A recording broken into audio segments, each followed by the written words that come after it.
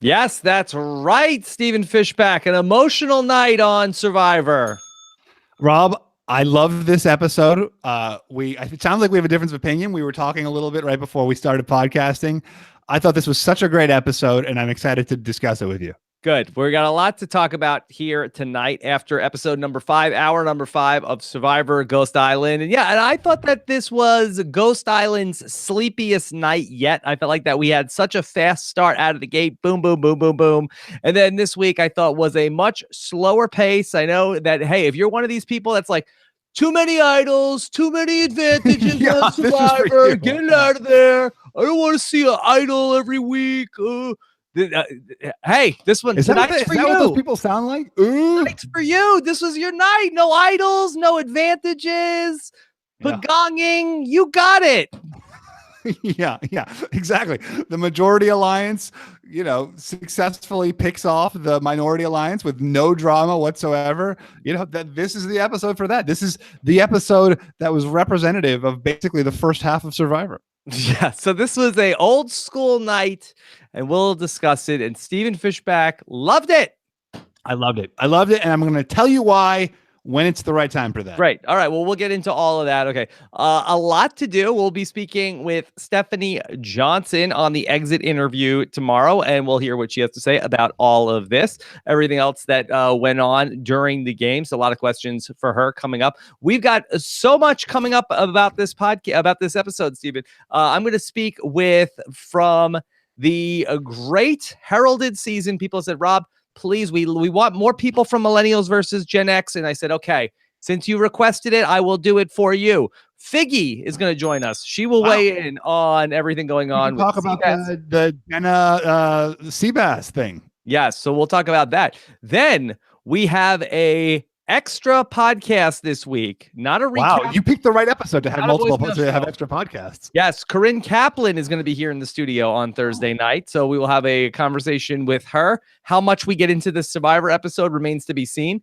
And then I am going to be speaking with Brett LaBelle this weekend on the Rob's Podcast Feedback Show. So lots to do in the next couple of days. And then 1 week from tonight, Stephen, Run It Up Reno. We will not have a live show. Very sad to say that we will be breaking our streak, our Iron Man streak of podcasting together on Wednesday nights. And so, Stephen, I'm sure I will be missed. I know I will be missed. Yes, we will miss Steve. Look, Stephen, that's my favorite thing, where we get to have breakfast at the diner. But we could leave the diner. We could leave and we could go to a great pancake place down the road. That's not in. We don't leave the place in Reno. No, Reno. I did. I made the mistake of leaving a couple times. Yeah, that was. I told you not to do that. It was bleak. And so we have.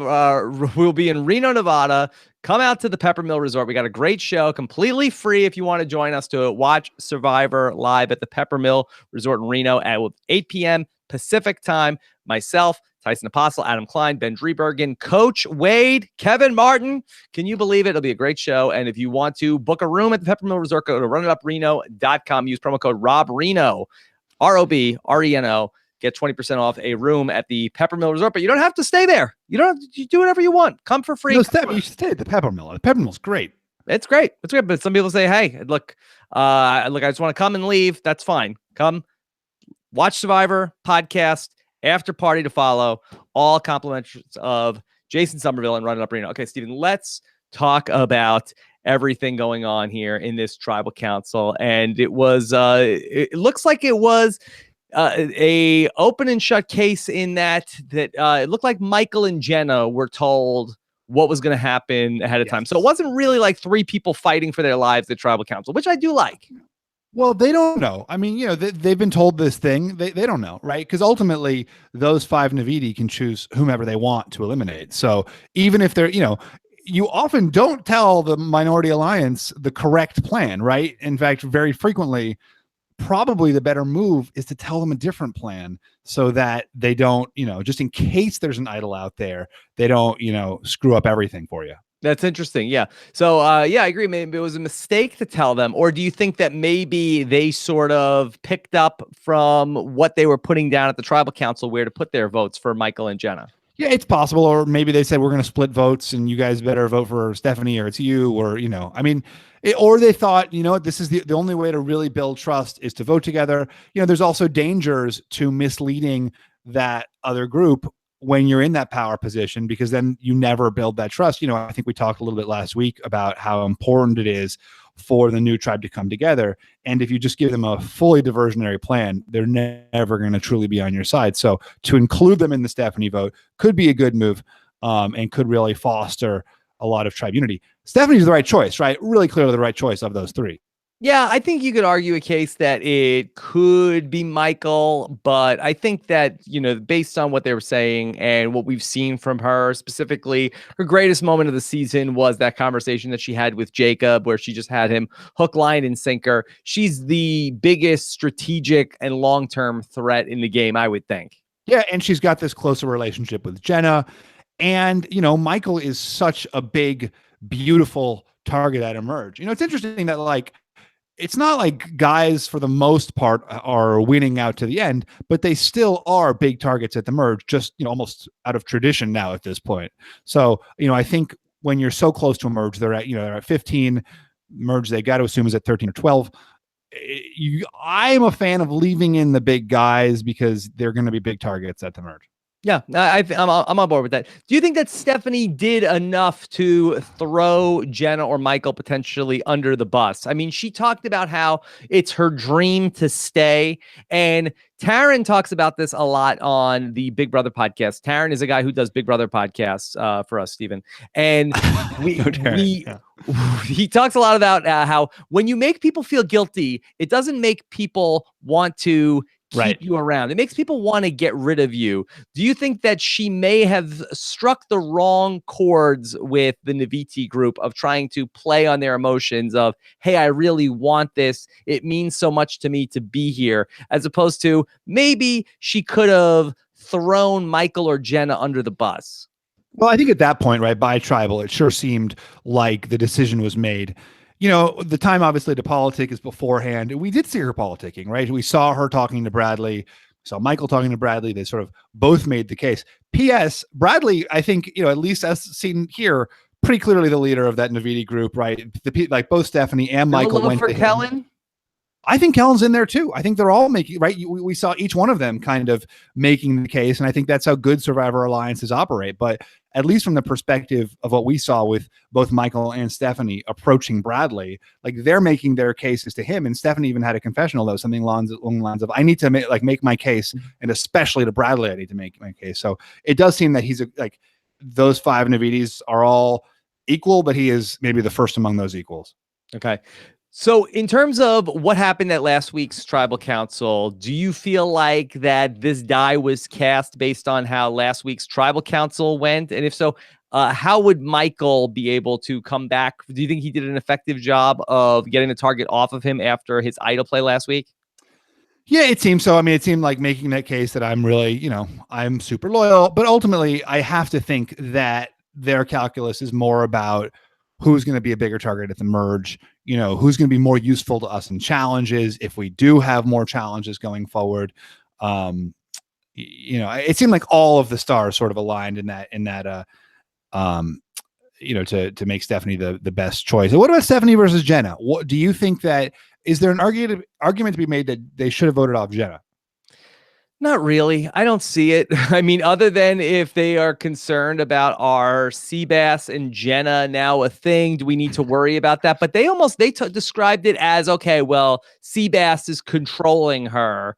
And I don't know if what Seabass is controlling. Last week, it looked like Seabass was having issues controlling his own tongue. So I don't know what he's controlling, but that is at least how they're looking at it. Yeah.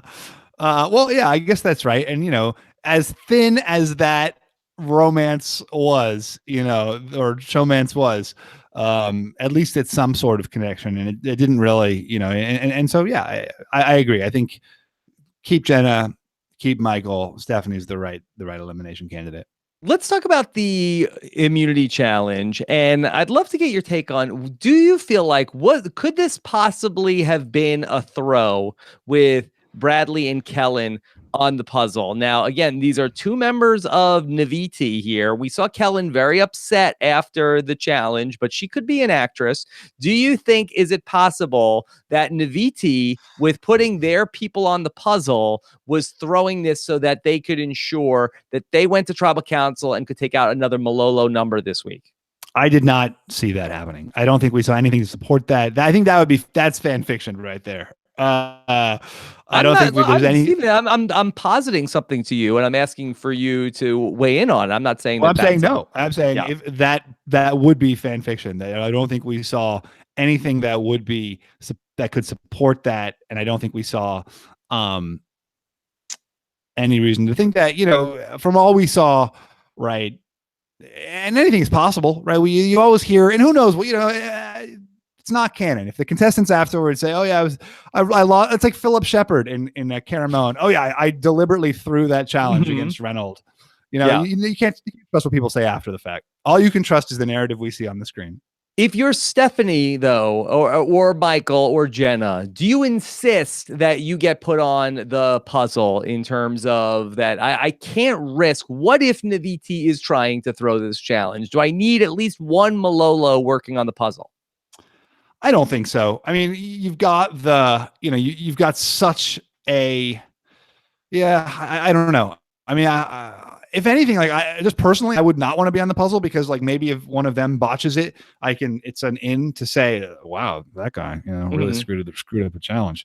Yeah.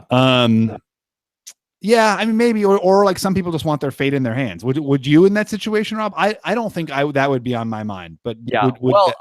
That in Survivor All-Stars, I was voted out on a challenge that I sat out on where it was the puzzle. And that is one thing that I say I would have loved to at least have had my fate in my hands of being in on the puzzle that was ultimately going to determine my fate. That was going to send me to a tribal council where I was going to go home.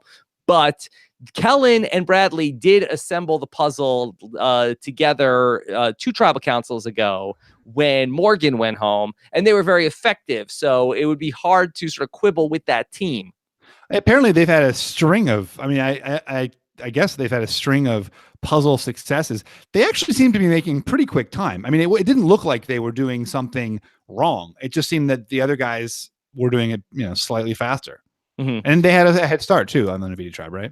Yeah. Steven, talk to me about what was it specifically that you loved so much about tonight? All right. Here's what I loved about this episode. Thanks, Rob. I've been waiting to say this. I loved that in an episode that by all historical precedent should have been unbelievably boring. You have this 5 Naviti strong group voting out the 3 Malolos, no idols, as you said, no advantages, just straight pagonging, that instead of focusing on the kind of like trivial decision making between the Navitis, the producers turned the story around and really focused on the Malolos and their passion for the game and how much it means to them and why they are out there, and really honed in on that emotional story that I think every contestant has when they go out to play Survivor, and I think often gets lost.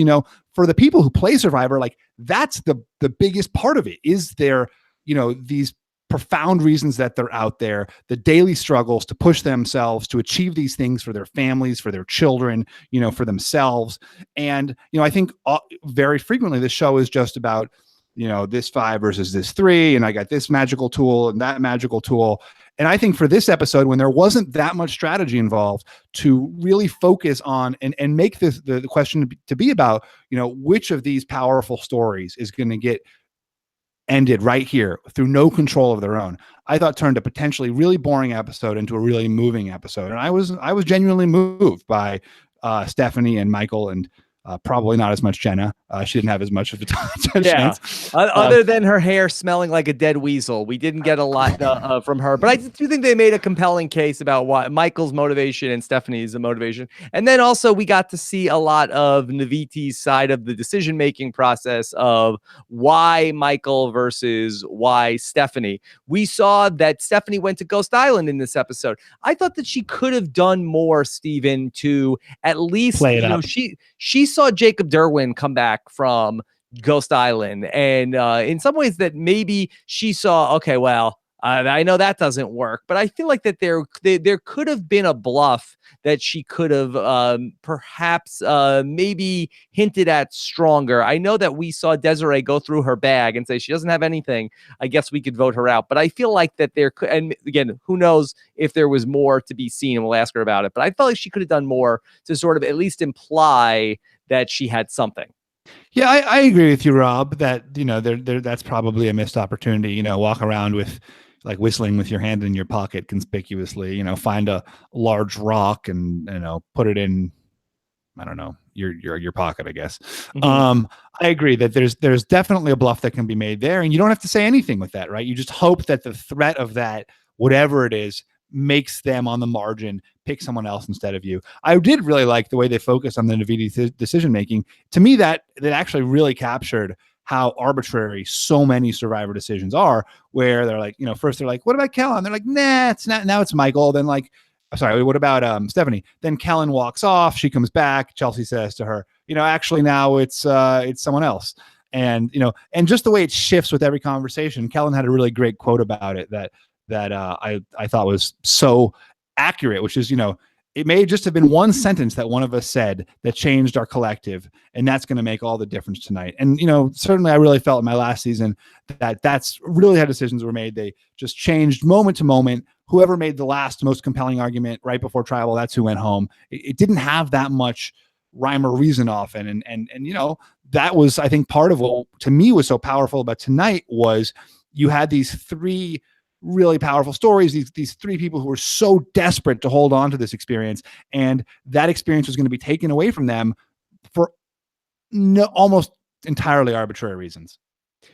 Going back to Ghost Island tonight. So we saw Stephanie go there. She's desperate. She really could have used something. She breaks the the shingle, and then it says, sorry, no game for you. I really feel like that this is a missed opportunity, that coming on the heels of Kellen having the opportunity to play a game and saying no. I think that should, if we ever have another Ghost Island, I think that should be baked in, where if Kellen says no to the game, that game should be waiting there. That I don't think that there should be where and that could have maybe come back to backfire against Kellen by not playing the game. She left the opportunity for somebody from the opposite alliance to come to Ghost Island and potentially get the advantage that she didn't want to risk. I think that would be at least a little more compelling with what's going on with Ghost Island. I totally agree. I was so disappointed, and I have the exact same perspective that, it seemed like just given that this game was passed up last time to now be, no game, we might never see a game. And, I think there's so much excitement around Ghost Island that, the risk and the chance for advantages, I was more bullish, I think, out of the gate on the idea of production kind of controlling when these advantages entered into the game. Because I thought that sort of gave more control over the story. But obviously here where, like you said, Kellen doesn't take her play her game last week, then that suddenly, whatever that was is now no longer in the game at all. I really would have liked, I think your solution is a great solution to just have that same thing be an opportunity for the person who comes following her.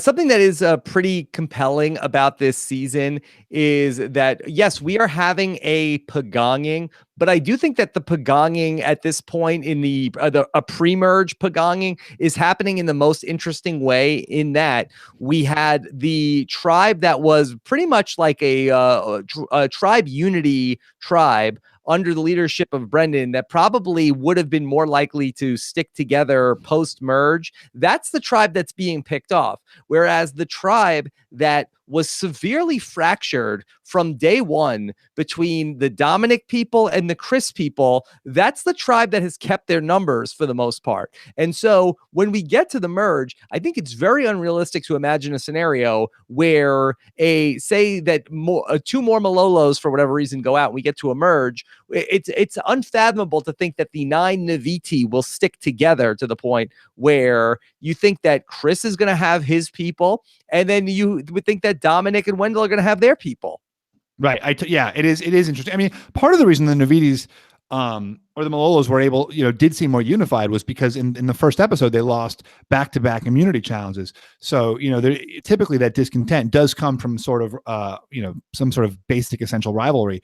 the Malolo tribe had the opportunity right out of the gate to get rid of those people who they felt were not gelling with the rest of the group. So they got rid of Gonzalez, they got rid of Jacob. Had Navidi gone to tribal council out of the gate, that Chris Dominic thing probably would have gotten solved right away too. But I agree with you. I mean, it's great. It's like you want dysfunctional tribes to make it to the merge because that's when they sort of exploit, collapse in on each other. So I'm still very bullish on this season. I wonder if we could have some sort of like a Tandang scenario where maybe, Stephen, could the intentional Matt Singh be a factor here? Well, unintentional. Whoever the remaining Malolos will get to the final three. Well, we think it's going to be a three tribe. I think you had posited there might be a three tribe split at 15 because it sure looks like, I mean, they're not merging at 15, right? Right. So yeah. So at this point we're down 5 people. So yeah, that if they look, if we get a shakeup, 3 tribes of 5 could definitely be the case for a couple of weeks. Yeah, I think 2 or 3 weeks. I guess it would have to be 2 weeks because the legacy advantage is playable at 13. So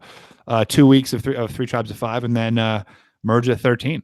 Okay, Stephen, let's go over and touch on what's going on at Naviti. We saw last week that there was the conversation that Donathan and Laurel had about potentially working with Dominic and Wendell. This week, we saw a little bit more of the same. Well, we saw Donathan having a low moment. Here comes Laurel to sort of like, put her arm around her buddy. And then again, this reinforces, okay, this is a pair. But then here comes Chris Noble and he talks to Donathan, and all of a sudden Donathan is back saying like, oh, maybe I should keep Chris around. Maybe I like Chris now. Yeah. Which is like, again, like so much of the survivor dilemma is like how much of these decisions that you make, how much of a strategic decision is an emotional decision, how much of someone you feel personally connected with, how much does that guide your strategic decision making? And, it was interesting because when Chris said he went over and shared his story with Donathan, it was obviously very personal and powerful and emotional. And it also seemed strategic. Chris seemed to be threading that needle, or he said, I'm trying to make a better connection with this guy who I haven't spoken to very much. So, great move on Chris's part, and great humanity on Chris's part too. Right. Yeah, no, he really did a great job in that moment. I think that, and we saw some of the wacky Chris tonight. We got to see him rapping. The rap. But was that a real rap? He's a rapper. So, right? He's a rapper. Oh, is that right? Freestyle rap, yes. A male rapper? Yes, a male rapper. He does freestyle rap. He did it in First One Out. So we got to see it for the first time tonight on the show. But no, I thought he did a really good job with Donathan. And let me just make a prediction that we're going to get to a point. Donathan is going to be the swing vote every single time. And it's going to be a lot of this season. Like, should I go with these people? Should I go with these people? I don't know. Yeah. I don't know what to do. I think we're going to get that a lot. You know who benefits the most from that? Us. The guy who writes the subtitles. The guy who's, he's got a lot of work out of this. Yes. As DJ LaBelle Klein would remind us. Yes. So, Donathan, I think Donathan is just going to be a key cog in the long-term game going forward. Yeah, it sure seems like that. I mean, he's a big character, and he does seem to he's both strategic, but also plays with his heart too. So it's a fun, sometimes potentially frustrating character to watch. Yeah. Stephen, anything else from this episode before we start to look at some questions from tonight?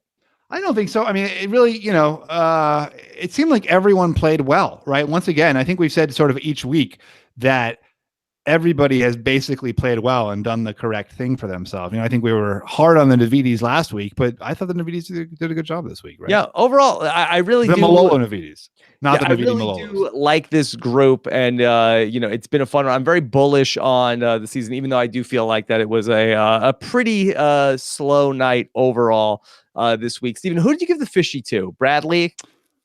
No. Interesting. I gave it to the producers because I know you don't like that. I know.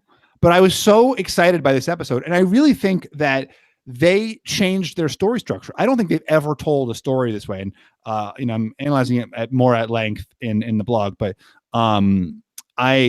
I really think that they fundamentally, they took a boring episode and made it, at least to me, interesting by really altering the way that they tell stories. And I think you gotta, that's exciting for me as a long-term Survivor viewer. I don't know about the story structure, but I will say that I have noticed this season, I do believe they have changed the episode structure in terms of where the act breaks are, where they have been doing a couple times this season at least. The show opens, we see post tribal council, then we get the reward challenge, commercial break, then we get one act of camp life, then immunity challenge, then a commercial, then the losing tribe for a whole act, then a commercial, then tribal council, where in the past it was often after the immunity challenge, commercial, then we see the losing tribe and tribal council all in one act. So I think we're spending more time we're getting to the immunity challenge earlier, and then we're spending more time with that losing tribe after the challenge, and then maybe more time at tribal council as well. I think you're absolutely right. And I've also noticed that they've been playing more with our expectations about what, they've done a good job with the fake outs. There's a lot of great fake outs. I mean, my phone, I got some text tonight. Wow, Stephanie wins, winners edit. But no, not so much. And I think, they're apexing. The Survivor storytelling team is at the top of their game. Yeah, no, great job all around. All right, before we get to taking your questions, let me take a moment and thank our sponsor for this episode of the podcast, and those are the great people at Microsoft Teams. Support for today's show comes from Microsoft Teams, a digital workspace where teams can create, collaborate, and communicate authentically. Stephen, with Microsoft Teams, you could be communicating even more effectively than the Navidi 5. Oh, they seem to have a really great dialogue going. So even better than that, that's pretty great. Incredible. Microsoft Teams is your hub for teamwork in Office 365 with so much to look after on your team. Wouldn't it be great if there was just one place to look?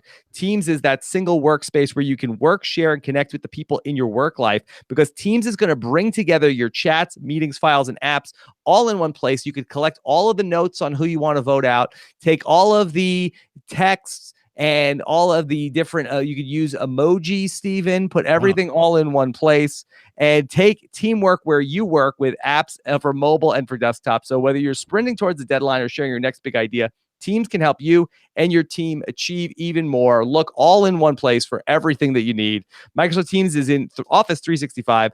Visit office.com/teams to learn even more. You don't have to go searching through someone's bag to get your. Forget that. Now it's everything's all in one place. Okay, Stephen, let's take a question from David Steggs. What does David have to say? Oh my gosh, David wants to know: do you think Malolo should have placed the original 3 on critical parts of the challenge? It would have given them a chance to determine their own fate. This is what you were saying, Rob. Well, I'm going to watch the episode again, and I'm going to say that, Chelsea was somebody who was struggling with the challenge. That's a Navidi. Ultimately, the puzzle doesn't happen. I need to go back and watch this, and then I will ask Stephanie Johnson as well if she thought that maybe there was something fishy going on, and we're not talking about your reward. You know what? I think you and I, or at least certainly me, I'm very open to challenge throwing. To me, it's a part of any good strategic game. Is like you analyze every single part of it and you say, how can I improve my scenario here? Some of these folks who play Survivor don't think that way. They're just they're gung ho. Like the idea of throwing a challenge is morally repugnant to some of these people. Well, I think that's what makes the game interesting, is that you have people from all different walks of life and most people. Not even most people. I would say 90% of Survivor players, maybe higher. Yeah. I would look, if you were saying 51%, I could see 90% seems very high. I mean, I think it's there would never have been a challenge thrown in the history of the show if 90% of people were against throwing a challenge. Wait, 10% of people, that's at this point, that's 80 people. Yeah, but they weren't all on the same tribe. You only need 6. Anyway. 90% means that on a tribe of 10, only one person just wanted to throw the challenge. Well, probably there's bunching. Certain tribes are very macho, and there's peer pressure. Tribe. Yeah. All right. Shallon Yeager wants to know: are Jenna and Seabass actually showmancing, like the preview last week implied? I'm not sure. Quote, I can braid hair, unquote, counts as a showmance. Yeah. Stephen, should we be higher on what Jenna did this week? Because often on Survivor, we see the showmans get together like, hey, she's pretty hot. And she's like, oh, he's pretty dreamy. And then that's how the show man, where this seems like it was almost calculated on the part of Jenna, where it was not so much that she was coming across as, oh my God, Seabass is so hot. When he talks about dead weasels, it does things to me. Yeah. When I hear him talk about Laffy Taffy, I can't control myself. She was like, well, I think that this is a way I can save myself by getting in good with him. Is that Parvati-esque? Yes. Okay, there you go. The new Parvati, Jenna. Rob Cesternino has it here, said it first. Yeah. So I thought that it was strong. I mean, does it develop to something else? Who knows, Stephen? But that I did feel like at least in her interview, and again, you talk about exit interviews aren't always canon. What about on the beach confessionals? Are those canon, Stephen? I think nothing is canon except what I think. Because the confessionals can be, they're highly subjective, right? People might not even know what they really mean. Right. Whereas maybe she said, like, maybe she does like him, and then she's like trying to tell people like, oh well, this is just a calculated move. I don't know. It's not that. I hear him talk about dead weasels, and then I've fallen for him. Yeah. Rob, this next question is really going to be triggering for you. Yes. Okay. Trigger warning. Cooper, the reality dog, wants to know thoughts on Dominic going full purple tonight. So I didn't even notice that. Did Dominic not get a confessional tonight? I guess not. Would you agree with Cooper that he's purple? Yeah. I don't know. That they didn't go to tribal council. What are you going to do? I thought you would be upset that someone was calling someone purple just for one episode of invisibility. I mean, Dominic's had a highly visible run over the past 4 episods. No, I mean, where I got on, it was after the first night. We were hearing like, oh my God, Bradley didn't talk. Purple Bradley, purple Chelsea, purple. Like let's. It's after one night. Let's give it a couple of weeks before we start that. Yeah. So is anyone? I mean, Chelsea even spoke tonight. Is anybody a purple anymore? Yeah, I mean, Chelsea. It's she sort of got branded with it, but I mean, she was visible, in the episode tonight. I think that probably like overall, if it's anybody, probably Angela is probably overall the least visible person of the season. Yeah. Jenna was right there up until tonight as well. Yeah, she's had a few key comments along the way. I think that there was probably 75% of the viewing audience when they started talking about Jenna was going to be an option at tribal councils. And I think they were like, who? Yeah, exactly. Who is that? Is it Jenna? Yeah. No, I think Angela, you're right. Although Angela had a big episode. So it's like, if someone doesn't talk for a couple episodes when their tribe doesn't go to tribal council, as long as we know who they are, the thing about Kelly hasn't said much either. He had huge stretches where she never spoke a word. Yeah. Okay. Stephen, here's a long question. This is from James. Rob and Stephen, do you think there was anything else the last Malolo 3 could have done to save themselves, like push the vote on to Kellen for what she said after the challenge for blaming herself, or Chelsea, the ghost, this is Ghost, for blowing it for the tribe? I mean, is there a move that you see for those 3 that they could have potentially done? I mean, it's always easy to talk about hypotheticals, but it doesn't, I think short of Stephanie kind of bluffing an idol, it doesn't really look like there was that much. That Navidi group is pretty tight, right? It doesn't, I just can't imagine a scenario where somehow they're like, yeah, let's turn on Kellen because she said she was, self-critical for a minute. Stephen, do you suspect that there was a new immunity idol hidden on Malolo Beach following? I do suspect that. And that's why I have to assume that people were looking for it. I mean, typically when an idol is played, the idol goes back into play. I have to assume people were looking for it and we just didn't see it because it wasn't found. Yeah.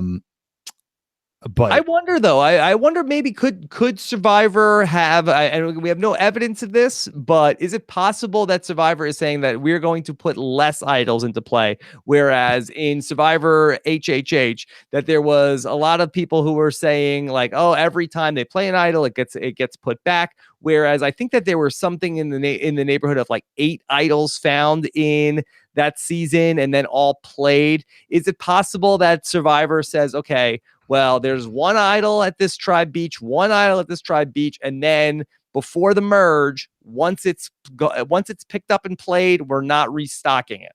I don't think on like Advantage Island season they're like going to dial down. But there's advantages at Ghost Island where there were not advantages in Survivor 35. That's true. I mean, it's possible, I guess, but I would be surprised. I would be surprised if there had not been an idol put back into play. I mean, Mhm. yeah, of course it's possible, right? We don't know. You never know. I mean, that's the thing. When we were, I mean, when you're out there too, you're like, you say those same things. Maybe they decided after last season not to do as many idols this season. Like maybe it's just not here. Mhm. So yeah. I mean, but I would be surprised. Okay. So what about from Edmo? Everyone wants to know, is this bad for the five now, knowing we are getting a reshuffle? What do you think, Rob? What does this mean for this Navidi five that has been so exclusive? Yeah.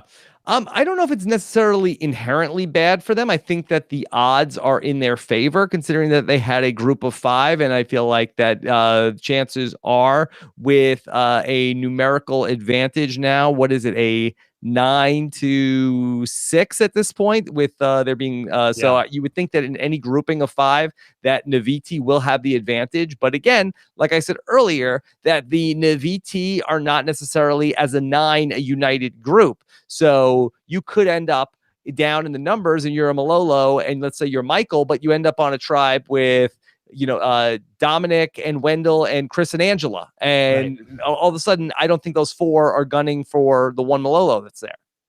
Do you how did the Bradley Kellen arm kind of side in the Chris versus Dominic war? Do you remember how that sort of stack played If out? I had to think it through, I believe that the Chris side was, and I'd have to really try to decipher the end of my interview with Morgan. But from what she had said, so I think it was Morgan, Dominic, Wendell.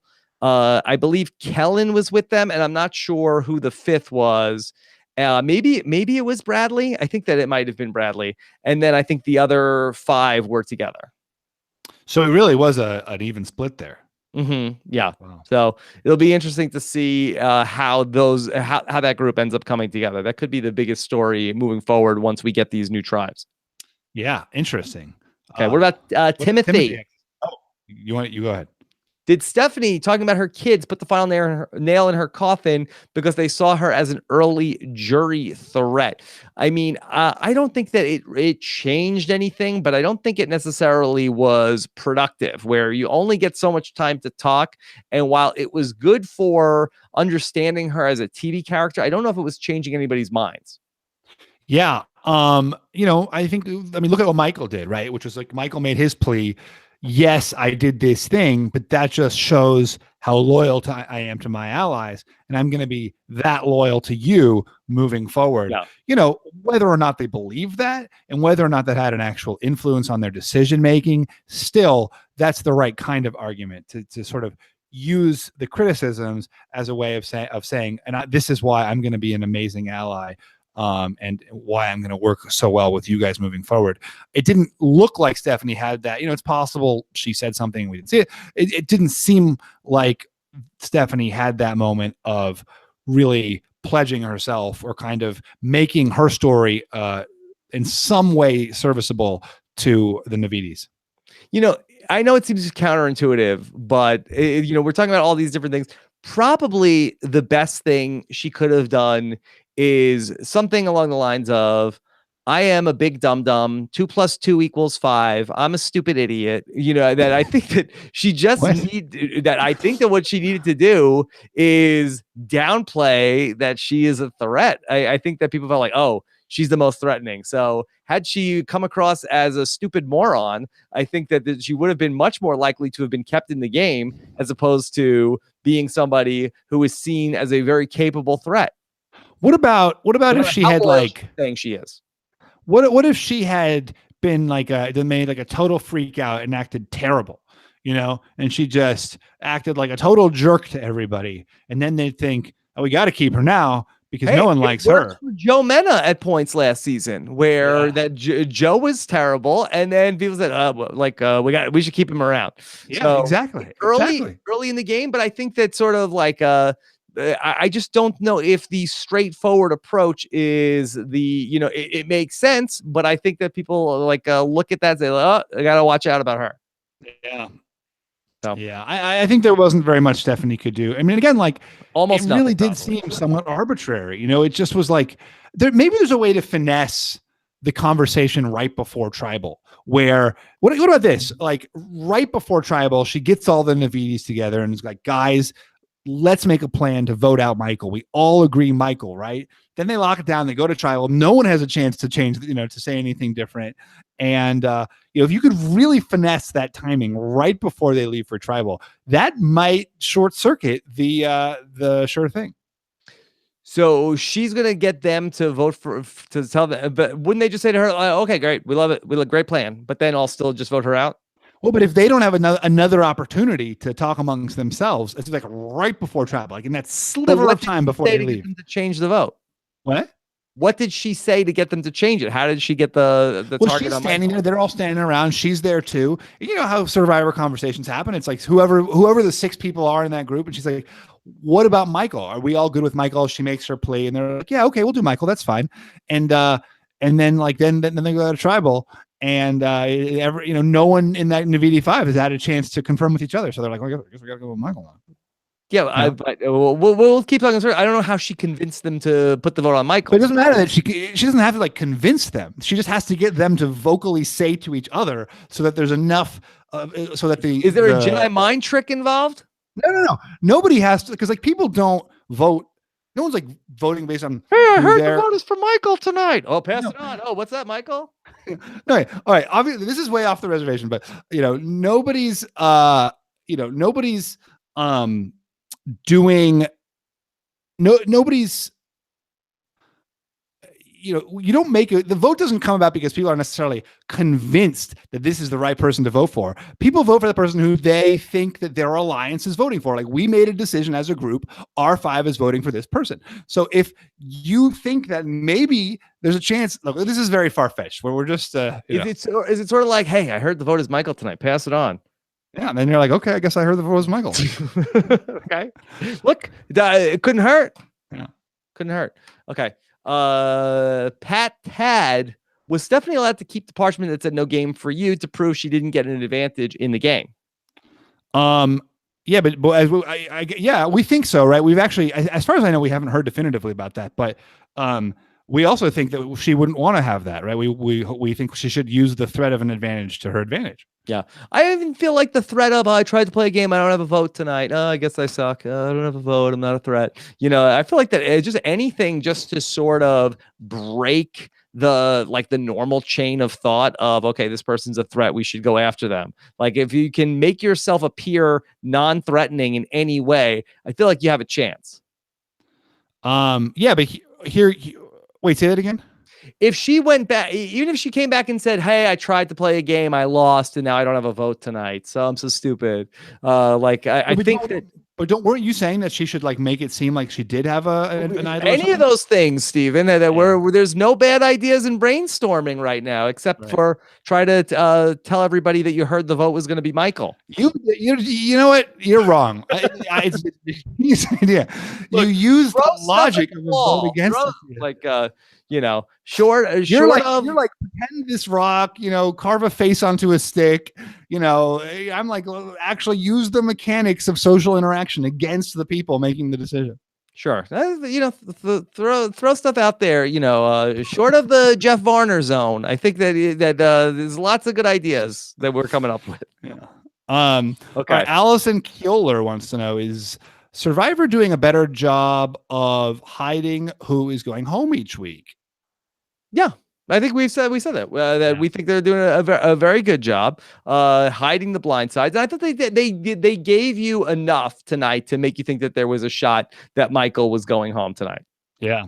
I thought they did a great job. I had no idea who was going home throughout Tribal Council. Yeah, I was pretty sure it was going to be Stephanie, but they gave you enough. Michael crying at in his confessional, I thought was enough of a sell. I thought it could have been Jenna. I thought maybe they just chose Jenna. We saw like a little bit of all 3 of the Malolos, and I felt like it could be any one of them. Yeah. Okay. All right. Stephen, what about Mark's question? Mark Rich wants to know. Question: if you lose a vote on Ghost Island, is that known up front, or do you get to fake a vote a la Lauren from last season? Well, I don't think we know yet. Yeah, we don't know yet because nobody gets to play a game. So yeah, what would they do? Would you get to go walk up to the urn and be like, I'm pretending to write down a vote now? Yeah, And I don't know. I then mean, that's and then you put it in there, and then it's like, hey, how come there's not enough votes? And then it was like, oh, didn't somebody go to Ghost Island? yeah, I don't know. Yeah, it's like, oh, yeah, I wasn't allowed to say anything. And are you allowed to come back and tell people you don't have a vote? Well, and Kellen, I mean, at least a couple of people now know. Kellen may be the only person, right, who knows what the wager is, unless Jacob told Stephanie, who told other people that you wager your vote for a Mhm. chance and an advantage.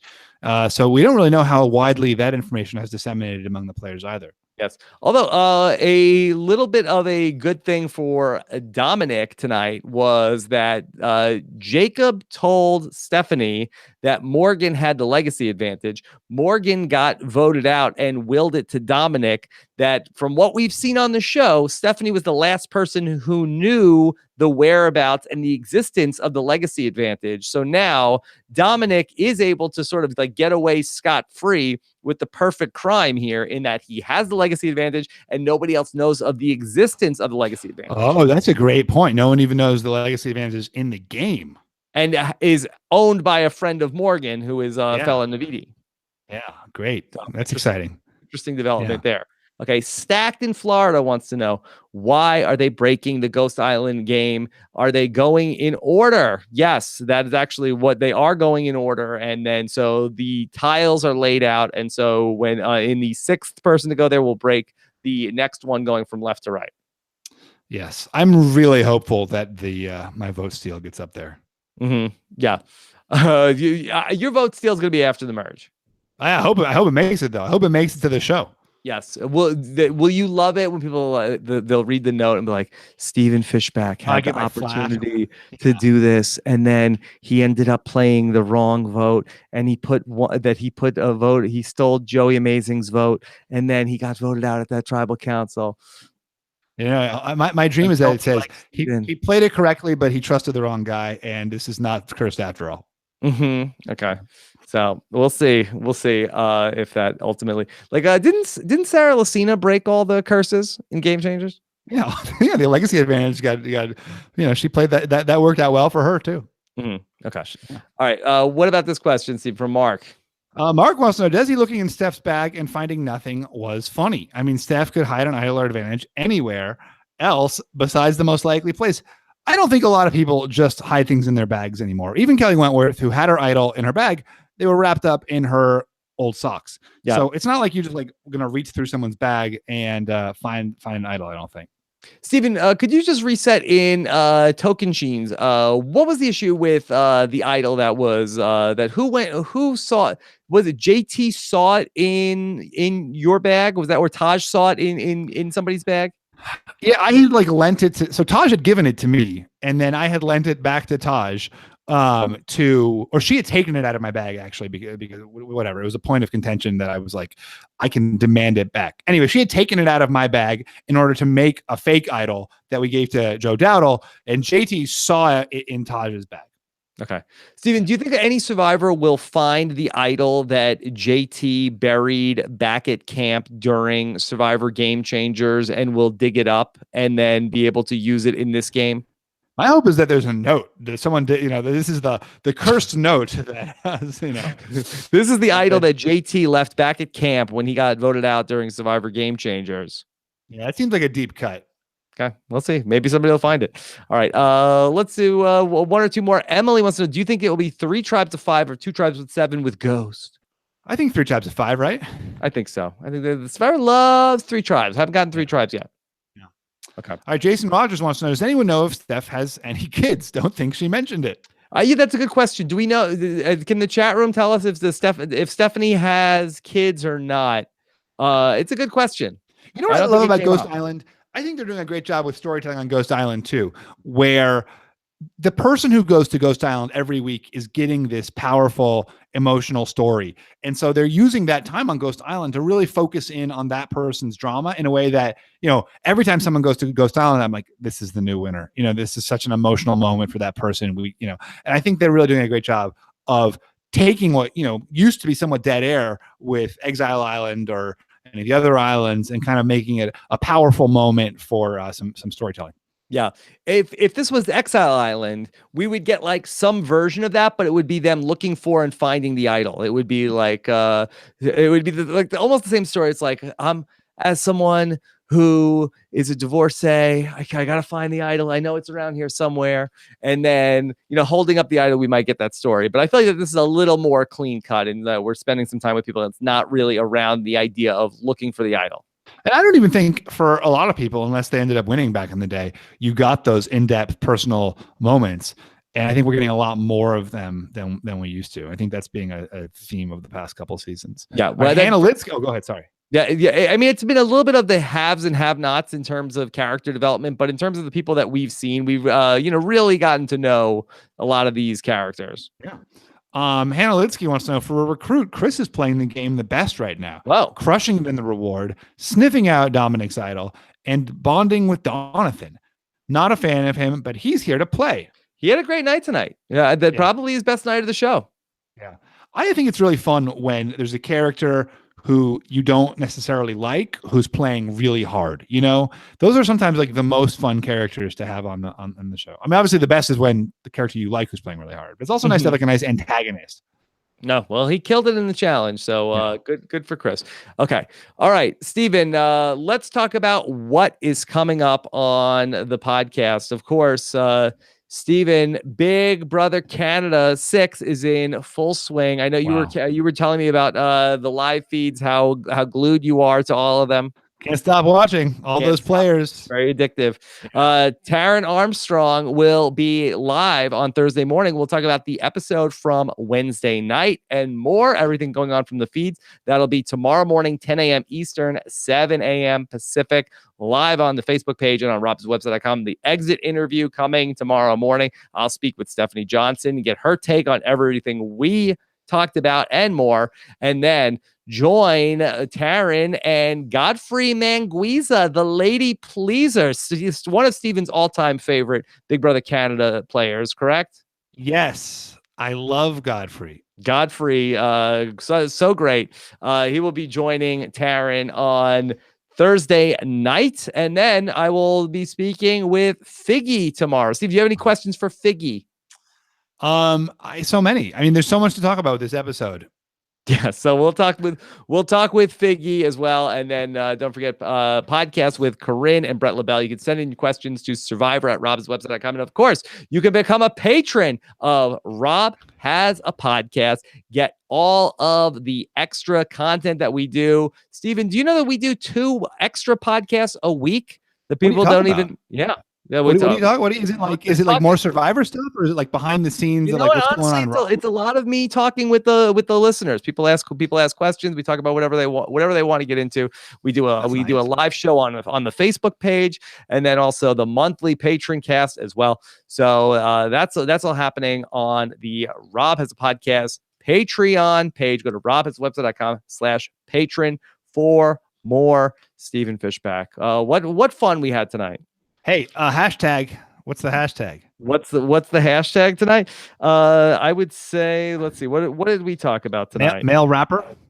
Male rapper. Good. Love it.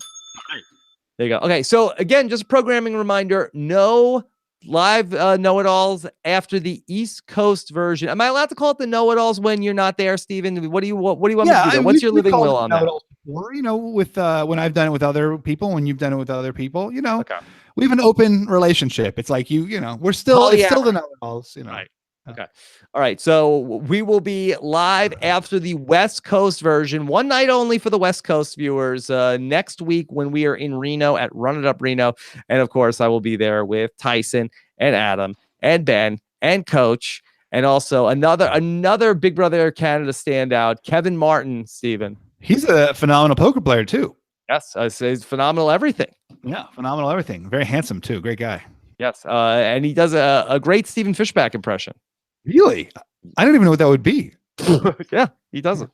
All right, so maybe I'll have him do an impression of you on the podcast next week. He could just be you. Oh my God, that poor guy. He doesn't want that. Okay. All right, so join us. We'll be live at 12 8:15 a.m. Eastern time, 9:15 p.m. Pacific. We will be streaming from the Pepper Mill in Reno, so be on the lookout for that. And of course, we'll get the podcast posted same as normal next week. Can't wait for it. Stephen, have a good one. Scott St. Pierre, thanks so much Thank you, for Scott. everything behind the scenes. Take care, everybody. Have a good night. Bye. Bye.